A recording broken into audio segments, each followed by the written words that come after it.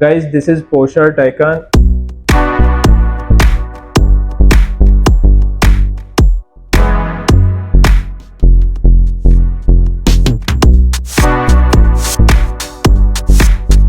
हैं इसके एक्सटीरियर की बात करते हैं तो इसकी स्ट्राइकिंग लुक आती है, उसके साथ यूनिक लाइट सिग्नेचर है।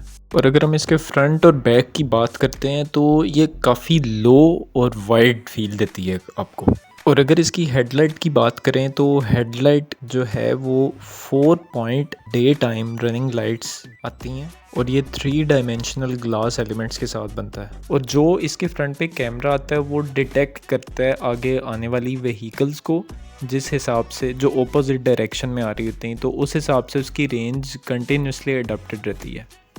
तो साइड व्यू की बात करें तो वो sporty proportions and sculpted surfaces के अंदर आता है और जो कार की इससे लुक आती है वो काफ़ी लीन एंड मस्कुलर आती है। इसके जो हैंडल्स हैं, डोर हैंडल्स, उनकी बात करें तो वो flush with the doors and pop out electrically जब रिक्वायरमेंट होती है उसकी। अगर इसके रियर पे जाते हैं तो पोर्शा लोगो आता है जो कि ग्लास इफेक्ट लुक देता है और उसका जो साथ सर्किट बोर्ड आता है उसके ग्राफिक्स जो हैं वो हाईलाइट होते हैं। Guys, this is Porsche Taycan और इसका मैं आपको इंटीरियर का थोड़ा सा वॉक अराउंड देता हूँ।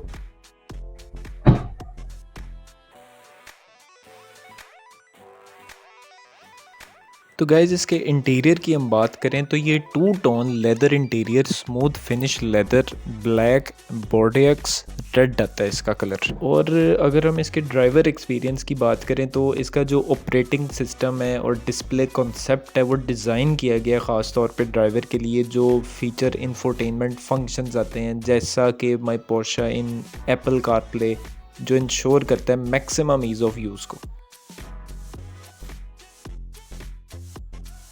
डोर सिल गार्ड्स आते हैं कार्बन मैट में इल्यूमिनेटेड, बिल्कुल लीवर के बैक साइड पे इसका गियर सिस्टम आ जाता है। स्टीयरिंग व्हील की बात करें, steering wheel rim race tax including steering wheel heating आती है। और अगर हम डोर को ओपन करते हैं तो पोर्शा लोगो एलईडी डोर कर्टेसी लाइट्स भी इसमें इंक्लूड होती हैं। और अगर इसके रियर सीट्स की बात करें तो ये स्लीक कैबिन्स हैं जो कि इतनी वाइड बॉडी के अंदर फिट किए गए हैं, जो कि इसका फोकस किया गया कि इसकी मस्कुलर लुक के ऊपर।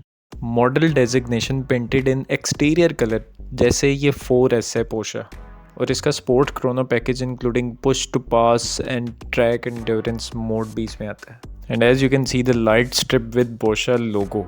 इसके अगर हम टेक्निकल डिटेल्स की बात करते हैं तो टॉप स्पीड इसकी 0 to 100 जो जाती है वो आई थिंक 3.7 आती है इसकी। और इसके अगर हम रेंज की बात करें तो वो आती है 474 to 557 जो कंपनी क्लेम करती है इसकी। लगेज कंपार्टमेंट की बात करें तो 841 फ्रंट आ जाता है और लगेज कंपार्टमेंट वॉल्यूम रियर की बात करें तो वो आता है 4071।